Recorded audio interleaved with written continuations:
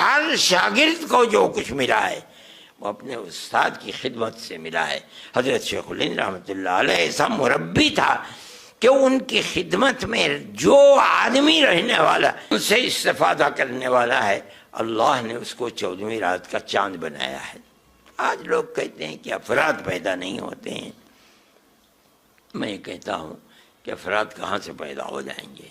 میں اپنے سر کو پیٹتا ہوں کہ دنیا یہ کہتی ہے کہ لیڈرشپ نہیں ہے، افراد نہیں ہے۔ میں کہتا ہوں کہ لوگ ایسے تھے جو افراد کو بنانا چاہتے تھے اور بنا دیا، بنا کر پیش کر دیا۔ آج دنیا یہ سمجھتی ہے کہ مسلمان اپاہج ہو گیا، ختم ہو گیا، بانجھ ہو گیا۔ میں نہیں سمجھتا ہوں یہ بات۔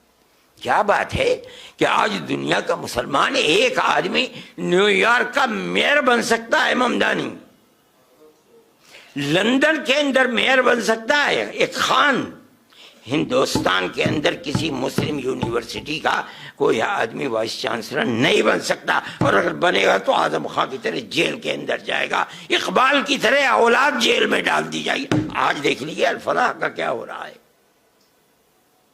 جیل میں پڑا ہوا ہے، اور کتنے سال جیل کے اندر گزرتے ہیں نہیں جانتا کوئی آدمی۔ قوم، گورنمنٹ ملک کی آزادی کے بعد اس پر لگی ہوئی ہے کہ مسلمان کو سر نہیں اٹھانے دینا ہے۔ آج اس کا نتیجہ ہے کہ لوگ یہ کہتے ہیں کہ مسلمان کے اندر لیڈر چاہ رہے۔ کیا کہتے ہو تم؟ مسلمان قوم کوئی بانجھ تھوڑی ہے، اگر نہیں تھی تو وہاں کیسے بن گئے؟ یہاں کسی یونیورسٹی کا وائس چانسلر نہیں بن سکتا آدمی۔ میں یہ کہتا ہوں افراد تھے، بنانا چاہتے تھے، بنا دیا انہوں نے، کھڑا کر دیا۔ آج افراد بنانے والے لوگ نہیں رہ گئے، حوصلے پست کر دیے گئے۔ گورنمنٹ چاہتی ہے کہ ان کے پیروں کے نیچے سے زمین نکل جائے، آج نکلی ہوئی ہے زمین۔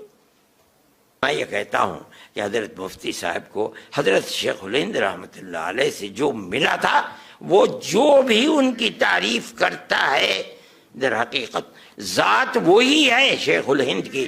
انہی کے مختلف جہاد سے ایک جہد کسی نے پکڑ لی، اللہ نے اس کو توفیق دے دی، ایک جہد کو کسی نے پکڑ لیا، ایک جہد کو کسی نے پکڑ لیا، اور اس کے بعد وہ بن گئے، اور دنیا کے لیے، ہندو اور مسلمان دونوں کے لیے خیر کا باعث بن گئے، پیار و محبت کا سبب بنے۔ آج وہ پیار و محبت کی دولت ختم ہو گئی، اس لیے کہ ایسے افراد ملک کے اندر پیدا ہو گئے جن کی بنیاد ہی مذہب کی بنیاد کے اوپر، نفرت کے اوپر رکھی ہوئی ہے۔ اسے چیز نہیں ہوتی ہے۔